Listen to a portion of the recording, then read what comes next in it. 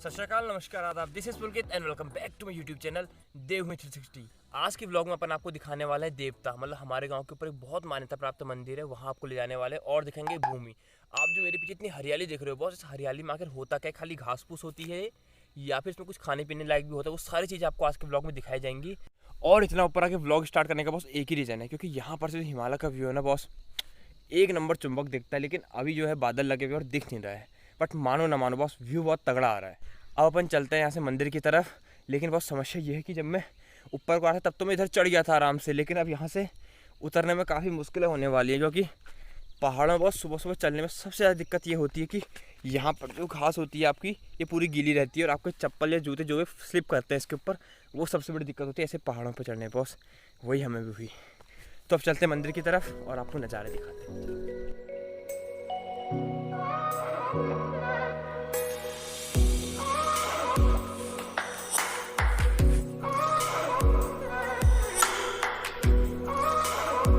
अरे video like कर दो कह रहा हूँ भैया, समझे बॉस। चलो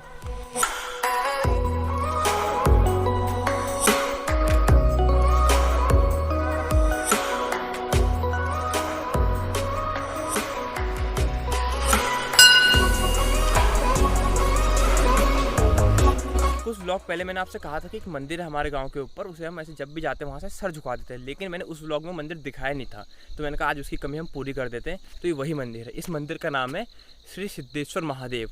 सिद्धेश्वर मतलब होता है कि जो सिद्धि, जो आपकी मनोकामना पूर्ण करते हैं। तो आप लोग भी ऐसे घर के अंदर बैठ के हाथ वाथ मस्त जोड़ लेना, मनोकामना मांग लेना, सुन लेंगे, पूरी हो जाएगी। चलो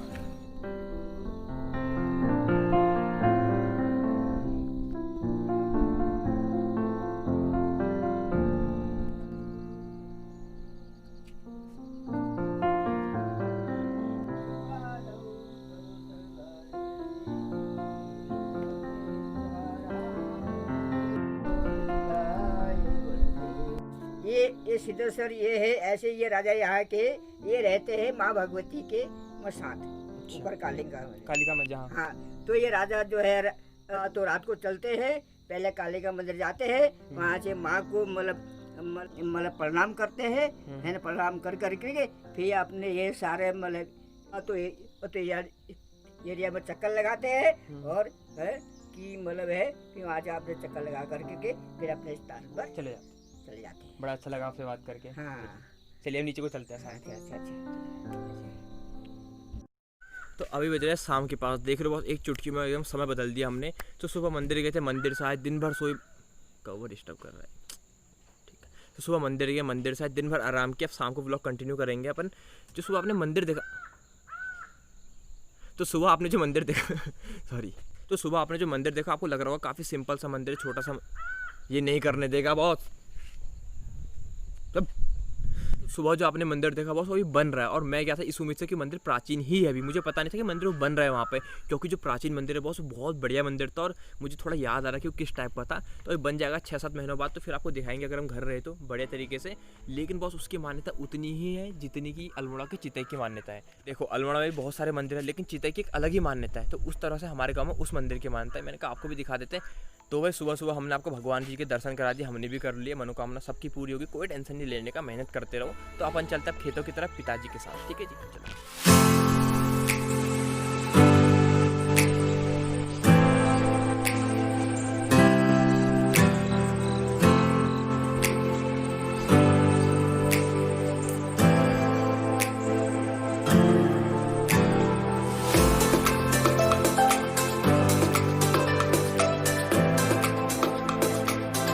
तो अभी आ गए हम खेत पे और साथ है पिताजी हमारे। तो पिछले व्लॉग में आपने देखा पापा को, और कुछ कहो बच्चों से। बच्चों ने बहुत कमेंट करे आपके बारे में कि पहली बार मैंने पापा को लाया कैमरे के सामने तो मेरे कमेंट कम थे, पापा के बारे में ज़्यादा थे। कुछ कहो बच्चों से कि भैया क्या करना चाहिए।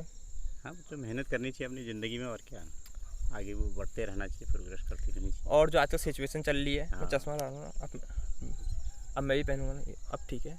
हाँ, दोनों देश काल परिस्थिति के अनुसार अपने को ढालने का प्रयास करते रहना चाहिए। कोरोना के चक्कर में क्या करे बच्चे, बताओ।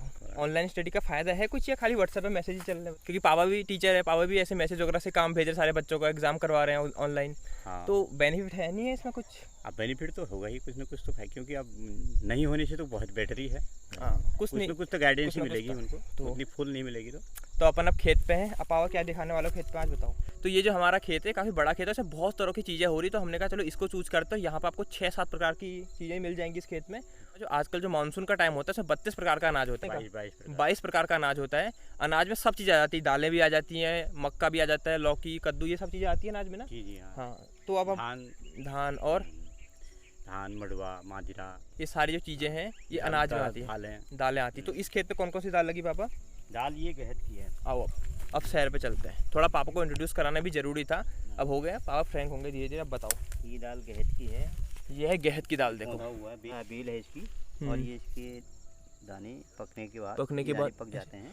गहत की दाल है, इसका उपयोग होता है स्टोन में, मतलब पथरी होती है ना, उसमें इसका उपयोग किया जाता है, और बहुत मतलब बहुत महंगी बिकती है। और इसकी जो दवाई भी बनती है, आप गहत का पानी पियो और आपकी पथरी खत्म हो जाएगी, ऐसा कहते हैं, और सच होता भी है। तो यहाँ पर रहती है गहत की दाल। इस खेत में भाई हो क्या रहा है ना, अभी 15 मिनट हो रहे हैं, चींटियाँ बहुत लग रही हैं भाई। क्यों पापा? बहुत चींटियाँ हो रही है यहाँ पे। और अब दूसरी चीज़ आ रही थी तिल।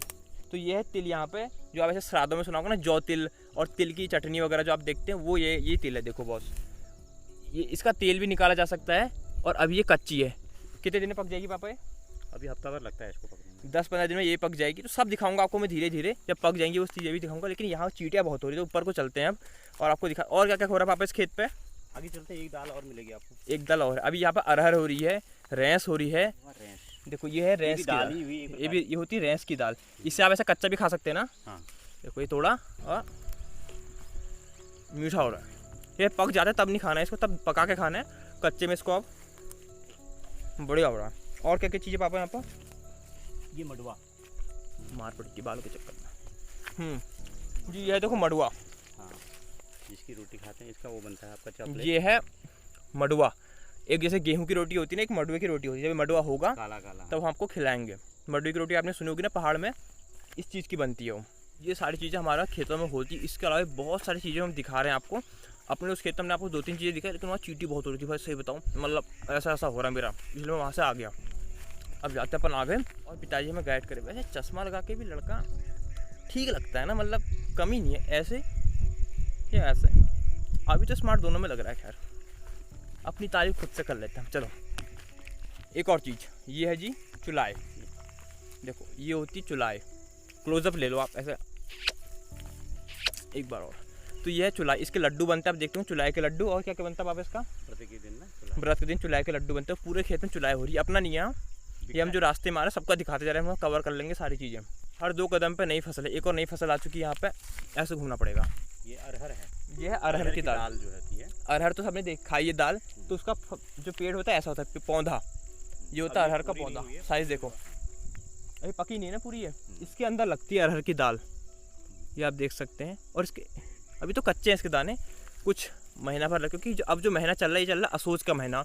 और असोज के महीने में जितनी खेतों में फसल होती है ना बॉस, ये सब कट जाती है, सारी घर जाती है। इसकी जैसे दाल है अरहर की दाल बन जाएगी। चुलाई है, इसकी चुलाई बन जाएगी।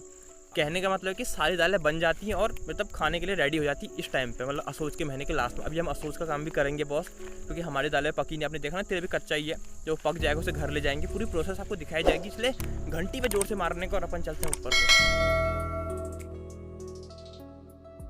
तो अब पिताजी हमें दिखा रहे हैं क्या चीज़ है? भंगीर कहते हैं इसको हमारे, इसे बोलते हैं भंगीर। भांग नहीं, भांग और भंगीर में बहुत अंतर है। पत्ते तो पहचानते हो सब लोग, यह है भंगीर। क्यों पिताजी? जी हाँ, भंगीर है ये। इसकी ये देखो मंजरी है, इस पर दाने आते हैं, यही दानों को सुखा करके फिर बीज बनता है। इस दानों को सुखा करके इसका बीज बनता है भंगीर। इसका चटनी खाते हैं, चटनी के लिए भंगीर की चटनी होती है। और जो भंगीर है ये सिर्फ उत्तराखंड में होता है, ये सिर्फ गढ़वाल, कुमाऊं और हिमाचल साइड में होता है, शायद बाहर नहीं मिलता, बाहर से कीमत बहुत ज़्यादा है। ठीक है जी। एक तो अभी यहाँ पे एक तगड़ी चीज़ मुझे मिली है, ये देखो बॉस, ये देखो काली मिर्च, ये काली ये है काली मिर्च, मैं पहली बार देख रहा हूँ। और ये पक्के लाल हो जाती है, पक्के ऐसी लाल हो जाती है। यहाँ पे दिखा रहे हैं पूरी ऐसी बहुत तेज़ लगती है ये वाली मिर्च रहती है। एक मिर्च एक परिवार के लिए काफ़ी है, मतलब बहुत बड़े परिवार के लिए एक मिर्च का मसाला काफ़ी एक मिर्च में हो जाएगा तुम्हारा। तो अभी हम आ गए हैं ये पेड़ की तरफ, जिस पेड़ की मैं आपसे पहले बात करता है, साबुन वाले पेड़ की। तो इससे बनाया जाता है साबुन। अब कैसे बनाया जाता है पिताजी बताएंगे। ये जो दाने हैं ये पकने पर काले हो जाते हैं। हम जो घर में साबुन बनाते हैं वो इनको एक एक गुठली निकाल के एक कपड़े में डाल देते हैं और उसको कूट के फिर गांठ बांध के पानी में डाल देते हैं। फिर उस गठरी को कपड़े के ऊपर रगड़ देते हैं। एक तो ये साबुन हमारा पहाड़ी होता है। तो पापा ने आपको पूरी रेसिपी बता दी भाई कैसे करना है, एकदम मतलब से नियमबद्ध तरीके से कहते हैं ना वाली बता दिए है। हम थोड़ा शॉर्ट बताते हैं आपको जो गूगल में हमने सीखा है। तो जैसे आपको दाना है, इसको आप मस्त करके क्या करो, पकने दो। जब काला हो जाएगा इसके अंदर से गुठली निकलेगी, उसको आप निकाल दो, बाकी को पानी में डाल दो। पानी की बातें करके ये थोड़ा सॉफ्ट हो जाता है, बहुत इतना सॉफ्ट हो जाता है कि आप इसे हाथ से ऐसे मसल सकते हो। भी देखो बिल्कुल टाइट है पूरा। मसलने से क्या होगा, इसकी गुठली अंदर की निकल जाएगी। उसके बाद आप इसको उबाल दो। सिर्फ आपको एक उबाल आने देना, उसके ऊपर हल्का सा उबाल आएगा, बंद कर देना ऐसे गैस को, मस्त तरीके से ठंडा होने देना। ठंडा होने के बाद उसको छान लो, जो उसके बाहर का चिक्कल हट जाएगा और पानी पानी रह जाएगा। उसको एक बॉटल में रखो और मस्त शैम्पू बनाने का, और काले घने बाल पाओगे आप। ठीक है जी, ये भी कच्चा है, अभी पकेगा, मैं आपको वो भी दिखाऊंगा। लेकिन पकने में इसको टाइम मतलब नवंबर दिसंबर के आसपास तक पकेगा ये। इधर कोई आ गया पीछे, कोई दिक्कत ना है, ठीक है। जब पकेगा फिर आपको दिखाया जाएगा। बैक टू होम, पहली बार पापा के साथ मैंने इतना व्लॉग किया और कैमरे के सामने पापा के साथ इतनी बात मैंने पहली बार करी भाई। तो मज़ा आया, आपको ज़रूर सीखने को मिला होगा जैसे शैम्पू कैसे बनाते हैं। और सच में बॉस, अगर वो पका होता मैं आपको बना के भी दिखाता कि कैसे बनता है। जब पकेगा वो भी दिखाऊंगा मैं। तो बॉस आपको मज़ा आया तो लाइक कर दीजिए, शेयर कर दीजिए, कमेंट कर दीजिए प्यारा सा, और घंटी को ऐसा ना टन टन टन जोर से दबाने का। अभी हमारे पास यहाँ बहुत सारी चीज़ें आपको दिखाने के लिए, तो ऐसे इधर ही जुड़े रहने का। और एक और बात, मैंने अपने इंस्टाग्राम पे पूछा था कि भैया ये जो हमारी जुल्फ़ें हो रही है दिन प्रतिदिन बढ़ रही, इन्हें कटाया जाए या फिर ऐसे रखा जाए। तो अभी तक का जो रिस्पॉन्स आ रहा है, बंदे बोले पुलकित भाई पाल लो, अच्छे लग रहे हो। तो एक बार आप लोग भी बताना कि कैसे लग रहे हैं, क्या लग रहे हैं। अपन मिलेंगे आपसे ऐसे किसी नए व्लॉग के साथ। तब तक देख रहे हो, हम स्वैग में चश्मा गिर गया, इसलिए नो स्वैग, सादा जीवन उच्च विचार। तो अपन मिलेंगे आपसे ऐसे किसी नए व्लॉग के साथ। तब तक के लिए थैंक यू सो मच, धन्यवाद।